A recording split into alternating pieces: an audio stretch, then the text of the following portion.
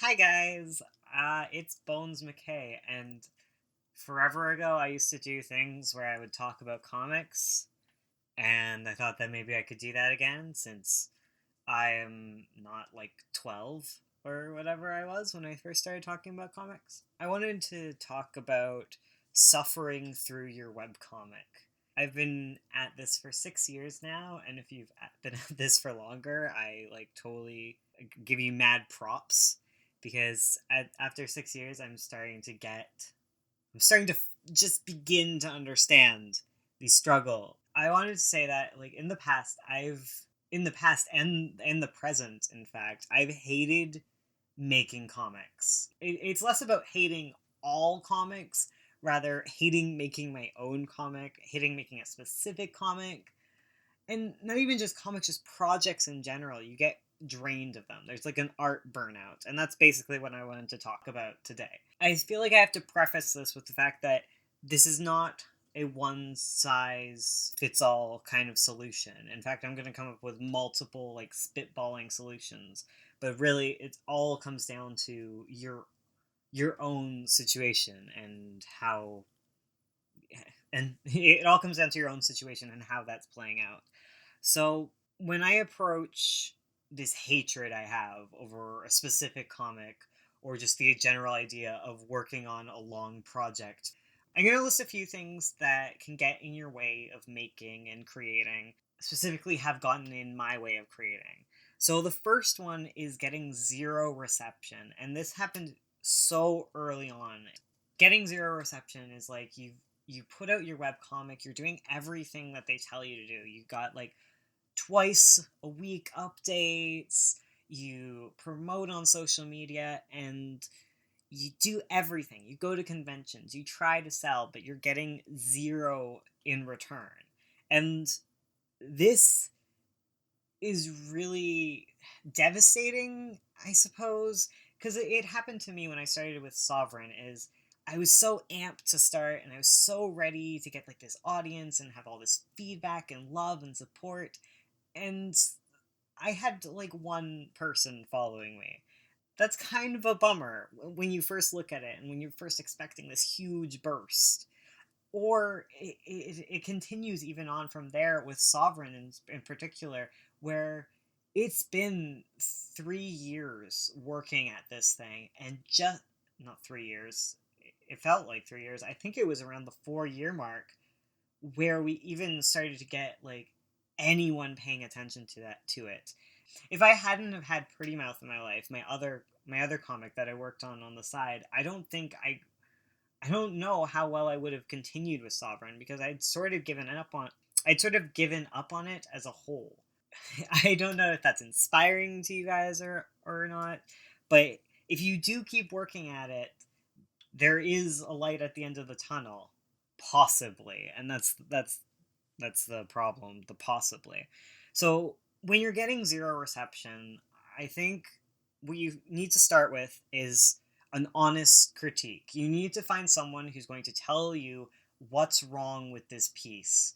Because if you're working on something for a year and you're getting zero back, there is a good chance, like a good freaking chance that something's wrong. Be it your marketing approach, be it your artistic approach, your writing, your concept, whatever. You just need to find somebody to give you honest feedback on what they dislike. Don't ask them like how they would fix it unless of course they're like they've been down the comicking road before. I think there are some people you can trust, but it's difficult to parse through who. But start with that, because when we started out with Sovereign, we had major problems. Like, look at the beginning of our first comic, 2012. There is shit galore wrong with it. And that's really been part of my understanding and journey of comics, is just like, I don't know everything. I would hate to know everything because that would mean I have nothing to learn and nothing to improve. So find what you need to improve and try that first. Keep going at it, and if you really don't like it, you can stop. You can find something else. Say your concept is difficult to pitch, as it was with Sovereign, where it's a fantasy story and that's a very saturated market and hard to break into. Going on to Pretty Mouth a niche product. Boy love Lovecraftian stuff. That's niche. It was much easier to target marketing wise, but that still just comes down from critiquing yourself and getting critiques from the outside world and coming to a decision on how to improve. But when you have zero reception, you need to become your own fan, and you need to appreciate any single smidgen of a fan that you can drum up, because it's these fans that are going to take you the long haul. It's the people who show up day in, day out, and you need to let them know that you appreciate them. You need to show that to them by putting your love and passion into your work. Because if they can see something in it, you need to give them that. And I found that when I put my passion back into Sovereign after kind of just letting it crinkle up and shrivel and be sad on its lonesome, and I'm like, oh, fuck this comic. I never want to touch this again. It's a piece of shitty garbage, right?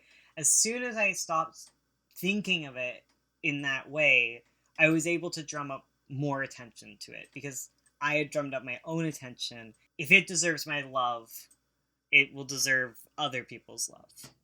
Okay? This Now let's move off of this very first point and onto another problem that you might be facing that makes you want to give up. And that's the idea that, like, you have too much work. And I've been there. I've had full-time job. Ursula's had full-time job. We've both been full-time job, and when you get home, you don't want to create anymore. And that's a big artistic burnout thing that can happen to anyone. If I was to personally approach this, and I have, where I don't have time, I'd start by looking at the time that I do have and pay attention to how I use it. Because I can spend hours on YouTube and just burn time like it's no tomorrow. And I would refer to this as vegging time, where I'm not really doing anything and I'm not even quite relaxing. I'm just vegging. Because you need relaxation. Carve out some block of time that you can use to embetter your art. It could be from like 10 minutes to like an hour, but it doesn't really matter. As long as you're more passionate about your art or your comic or your project than you are, say, the 45 minutes you spend watching Game Grumps, as long as it weighs out for you, you can cut it, you can do it. And if it doesn't, maybe art doesn't matter as much to you. Or maybe you are just tired and you literally don't have the space and time. And there's no shame in not being able to create because you have like a full-time job and you have kids to feed and all that crap. You need to look at your time first. And another aspect of that is to not focus so hard on your outcome. And by that I mean, when I first started comics, I focused really hard on how much I could put out. Like, I defined myself by never going in hiatus, always having a buffer. And those are great for learning and picking up speed, especially when you're young. But when when you don't have a lot of time, it's really easy to get down on yourself. And it's also easy to get down on yourself when you're trying to make your work better and you're not getting a whole bunch out. I've really switched from focusing on, like, oh my god, I need to get 40,000 words done in this month, to being like, I'm gonna write an hour a day. And even if I don't write in that day, I'll do something else productive. I'll do something else meaningful with my life. It makes me a lot happier, and it also makes me a lot more excited about working. I've found that when I've shifted my focus away from how much I create to the quality of time I spend creating, it's amazing to see the quality difference. And it's amazing to see what I can get done. And I don't put aside things like planning and character design. I don't take them for granted. It's not like, oh, I need to design 10 characters in 20 minutes. It's like, no, I'm going to spend hours on this character and make them perfect and functional, and they're going to work. They're going to work in all elements, and I'm going to save myself problems down the line. Another issue I've found when it comes to the webcomic drain, specifically when I've been working on something for 6 years. Specifically, when you've been working like day in, day out on the same thing every day, it can get monotonous, and other things can look so much more shiny to you. Especially like when I started Sovereign, I knew I was signing up for like maximum 10 years of comic work. And Ursula wasn't ready to deal with that, so I didn't even tell her that it was 10 years because I'm a good boy. But I knew it was going to be 10 years, and I didn't really have a comprehension of like what that would even mean. It's since gotten shortened down, and it's going to be done this year. But 6 years was still even something I don't think I was ready for. And when you're signing up for that, like, how do you keep yourself from being distracted by all these other ideas? It goes back to what I was saying about becoming your own fan, is you need to get excited about every single aspect of your comic. You need to be fully invested. You need to love these characters. You need to love designing sets. You need to think every page, like, how am I going to make this even better for the people or potential people who are going to read this? Because you'll come out with something that you love. Like, there's nothing I regret more than the pages that I've just shot out into the world. Like, the times where I didn't put the effort that my audience deserved into my work. And I don't want you to fall into this trap, or maybe you won't even care about this trap. So who am I to say? In order to get excited about it, just put yourself in it more, which sounds so bullshit. And I know I've tried this line on Ursula before when she's like, I'm done with inking. I'm never going to do a comic again. I hate Sovereign. It's stupid. And I try to pull out the line of bullshit. Just get excited about it. It's hard. It's literally the worst. And there's nothing I can say that really could specifically guide you into the way of loving your comic again. But perhaps retreading why you enjoyed it in the first place, reading it out loud to yourself, acting out what the characters do, whatever it was that brings you into it, do that.